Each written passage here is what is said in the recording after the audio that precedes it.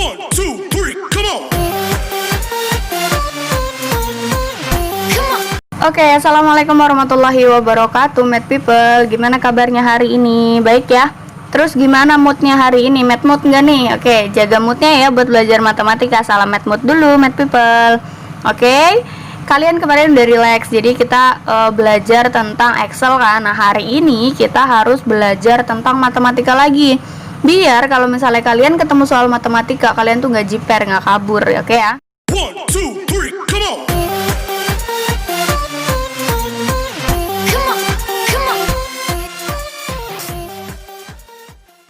Aku mau nekanin juga di sini bahwa kalau misalnya kalian belajar matematika pun nggak akan ada ruginya buat kalian, oke? Oke, kita mulai pembahasan. Kita mau bahas apa nih Kak kali ini nih? Udah jelas di layar bahwa aku tulis di situ limit fungsi, oke? Kita mau bahas tentang limit dari sebuah fungsi. Limit itu apa intinya? Kalau misalnya kita dengar kata limit, misal ya kayak kartu kredit ada limitnya. Apa sih limit? Limit itu mendekati. Kebayang ya? Limit itu mendekati. Oke, dari fungsi. Apanya Kak? Nilainya. Nanti kalau udah dioperasikan dia akan mendekati dari nilai tertentu. Oke, belum kebayang ya? Jadi gini, kalau misalnya kalian punya fungsi, oke, punya fungsi, fungsinya apa? Fx. Oke ya, punya fungsi fx. Kemudian kalian itu mau nulis atau mau bilang bahwa nilai x, oke, kalian punya nilai x, di mana nilai x-nya ini mendekati harga tertentu. Siapa? Mendekati si C, misal. Oke, mendekati tapi tak sama. Oke, mendekati tapi tak sama. Cuma mirip aja, deket-deket aja sama si C ini. Oke?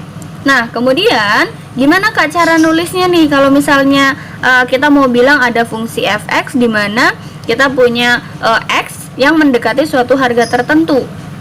Ya, kita bisa tulisnya itu adalah limit pasti inget nih di SMA ya pelajarannya. Lim dari x mendekati c. Oke, untuk fungsi fx itu akan sama dengan L. Artinya apa? Artinya adalah kalau misalnya kita punya x tadi, ya, punya x tadi yang dekat sama si C, oke, tapi mereka nggak sama, mereka berlainan, maka nilai fx yang kita punya juga akan berdekatan dengan L. Kebayang ya? Kalau misalnya x kita ini mendekati si C, oke, maka fungsi fx kita juga akan mendekati nilai L atau nilai tertentu. Paham? Kebayang ya? Nah, sekarang kalau misalnya kita ngomongin limit, itu pasti kalian kebayangnya adalah turunan. Apa sih Kak hubungannya limit sama turunan? Nah, jadi kalau misalnya kalian mau menyelesaikan sebuah limit, hasil dari limit fungsi itu juga akan sama hasilnya dengan hasil turunan dari sebuah fungsi. Oke? Jadi kalau misalnya kalian itu punya limit sebuah fungsi, nanti hasilnya itu juga akan sama dengan turunan dari sebuah fungsi. Kebayang ya? Nah, sebelum kita belajar tentang turunan fungsi, alangkah baiknya kita belajar tentang limit dulu. Jadi kalau misalnya kita udah bersusah payah mengenal limit, otomatis untuk mengenal diferensial atau turunan ini juga akan lebih mudah. Oke? Nah Kak, kalau misalnya Kakak bilang tadi bahwa limit fungsi itu mirip-mirip dengan turunan fungsi, itu maksudnya gimana sih Kak? Terus penulisannya gimana? Nah, sekarang aku mau kasih tahu ke kalian, kalau misalnya kalian cari limit sebuah fungsi, oke, itu juga kalian berarti mencari turunan dari fungsi tersebut. Jadi kalau misalnya kita punya sebuah fungsinya fx tadi ya, fx turunannya jadi apa? F aksen x. Ingat ya, lambangnya. Berarti f aksen x kalau aksennya 1 turunan pertama, aksennya 2 turunan ke 2, oke ya? Atau lebih umum ditulisnya itu dy per dx. Oke, ini akan sama dengan limit dari delta x mendekati 0. Oke, untuk fungsi dari x dikurang dengan delta x, kemudian dikurang dengan fungsi fx itu sendiri. dibagi dengan delta X. Nah, kebayang nggak sih? Jadi kalau misalnya kalian itu punya limit fungsi, berarti di situ kalian juga udah dapetin turunan dari fungsi yang kalian maksud. Paham at people ya? Oke, sekarang kita masuk ke teorema-teorema yang ada di limit. Oke, perhatiin baik-baik, jangan di skip biar kalian paham. Oke, kalau misalnya kita mau kenalan sama teorema limit itu sendiri, kita harus kenalan dulu sama namanya konstanta, atau di sini dilambangkan dengan K, konstanta. Oke, terus Kak, kita punya siapa lagi? Punya fx atau fungsi f. Oke, fungsi f untuk x. Dimana kalau misalnya kita bahas fx, kita anggaplah bahwa nilai limitnya akan sama dengan f besar.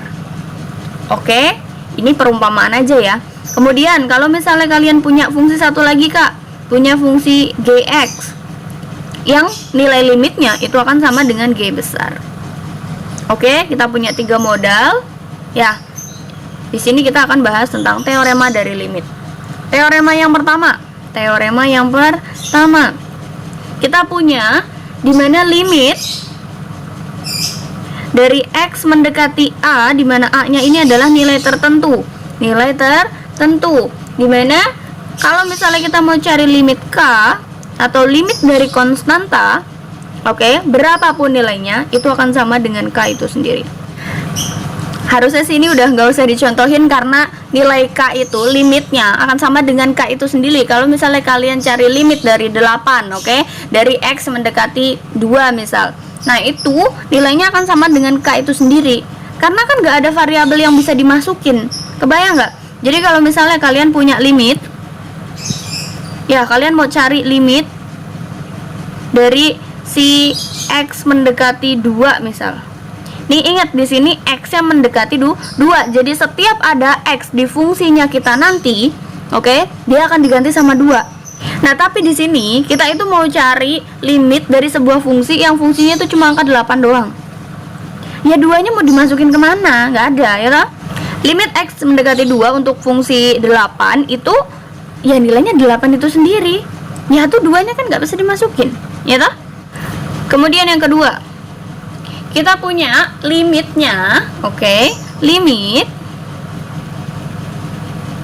dari apa Kak? Dari x mendekati a kayak tadi, x dengan dekati a, a-nya sebarang bilangan, bebas kalian maunya apa, oke? Dimana kita punya fungsinya k dikali dengan fungsi tertentu, k dikali dengan fx deh, oke ya? Nanti nilainya jadi apa Kak? Nah, tadi kan kita udah kasih perumpamaan bahwa si fx, oke, itu nilai limitnya akan sama dengan f. Oke, berarti kalau misalnya kita punya k-nya ini konstanta, dimana kalau misalnya limit dari konstanta itu nilainya konstanta itu sendiri, oke, itu akan dikalikan dengan fx, dimana fx tadi fungsinya limitnya itu adalah f itu sendiri. Kebayang nggak kira-kira?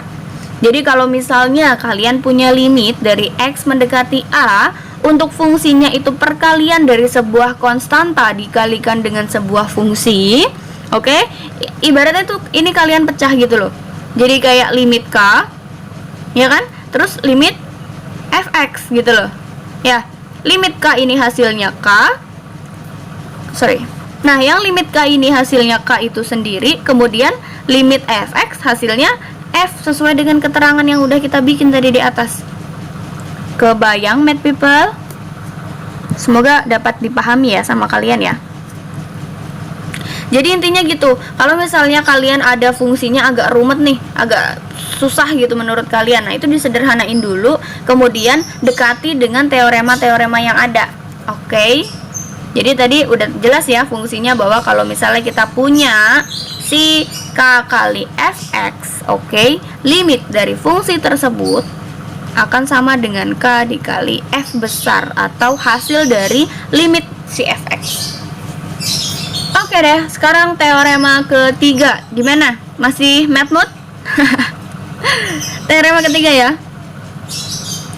Teorema ketiga ini apa Kak? Kalau misalnya kalian punya dua fungsi, fungsinya apa? Fx sama gx, oke? Terus kalian mau menjumlahkan mereka, kemudian kalian mau cari limitnya. Oke? Berarti nulisnya gimana nih? Limit dari x mendekati a untuk fx plus atau min deh, bebas, untuk si gx. Oke? Penjumlahannya ini akan sama dengan pemecahan yang aku maksud tadi. Oke? Jadi yang ini dicari limitnya sendiri dulu, terus yang ini juga dicari limitnya sendiri. Kita tadi di soal udah punya keterangannya apa? Bahwa limit dari fx, oke, limit dari fx itu nilainya akan sama dengan f yang ini dulu. Kemudian limit dari gx itu akan sama dengan g besar. Berarti udah jelas dong, ini nilainya akan jadi apa? Ayo, apa math people? Jadi f ditambah atau dikurang dengan g. Gampang kan? Ya udah, f tambah atau kurang dengan nilai g yang hasil dari limit si fungsi masing-masing itu. Oke, math people. Lanjut ke teorema keempat. Nah, kemudian tadi aku mau bahas tentang teorema keempat. Apa kak teoremanya? Teoremanya bilang bahwa kalau misalnya kalian punya dua fungsi, punya fungsi fx dan juga gx seperti modal kita tadi, oke? Dimana nilai fungsi fx-nya tadi akan senilai dengan f besar, kemudian nilai gx-nya atau limit dari gx itu sendiri akan jadi berapa? G besar. Kalau misalnya mereka dikaliin kak, terus habis itu kita mau cari limit dari perkalian dua fungsi itu gimana? Oke, kebayang nggak? Jadi kalau misalnya kita mau cari limit x mendekati a-nya bilangan berapapun ya. Kemudian kita mau cari perkalian dari fungsi yang kita punya, fx, oke, dikali dengan gx loh. Alah, gini loh, ya toh? Hasilnya apa kak? Ya udah, berarti kan tadi dicari masing-masing dulu, ini dicari masing-masing. Dapatnya apa tadi? F toh. Yang ini dicari limitnya, kira-kira G deh gitu. Kemudian dikali aja, berarti hasilnya akan sama dengan F dikali dengan G besar. Kebayang ya? Oke, lanjut ke teorema kelima. Jadi matematika tuh jangan dibayangin bahwa perumusannya tuh susah, enggak. Pelan-pelan dipahami pakai bahasa kalian sendiri biar kalian ngerti. Oke? Nah, kemudian kak, kalau misalnya tadi penjumlahan, pengurangan udah, perkalian udah, lah kalau pembagian gimana?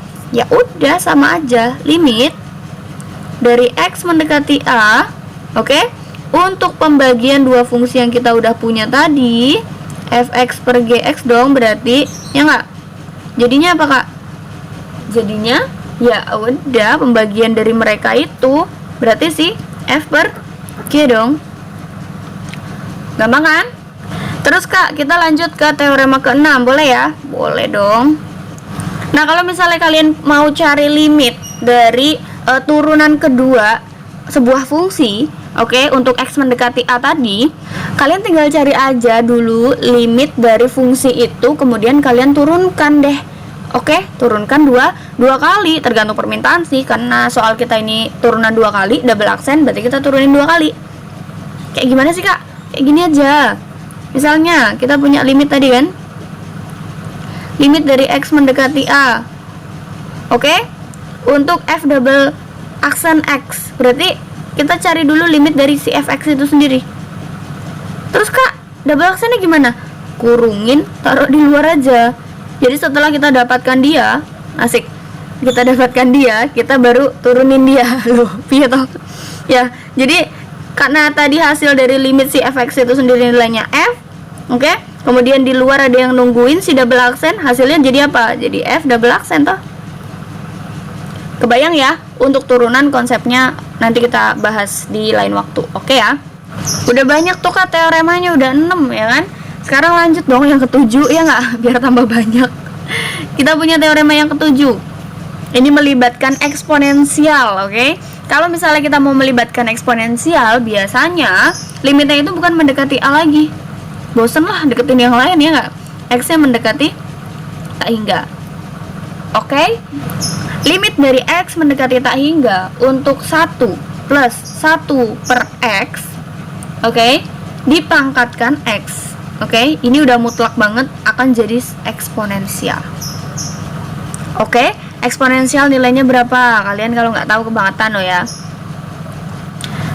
Nah, yang nomor 7 ini tuh berkaitan erat banget sama yang teorema nomor 8. Dimana yang nomor 8 ini, itu tuh kayak ngebahas tentang limit, oke, x mendekati 0, oke, untuk sebuah fungsi. Fungsinya apa? 1 plus x dipangkatkan dengan 1/x, oke, itu akan sama dengan eksponensial juga. Lihat loh, kuncinya ini kayak dibalik gitu loh. Ya. Oke, ada beberapa poin yang harus kalian perhatikan untuk eksponensial itu sendiri. Oke, math people, itu dia 8 teorema yang perlu kita tahu tentang limit. Jadi kalau misalnya nanti kita mau ngerjain limit tuh udah nggak bingung-bingung lagi gitu loh. Ingat aja, kalau misalnya kalian mau mengerjakan berdasarkan teoremanya, ingat aja pola-polanya kayak gini. Paham ya?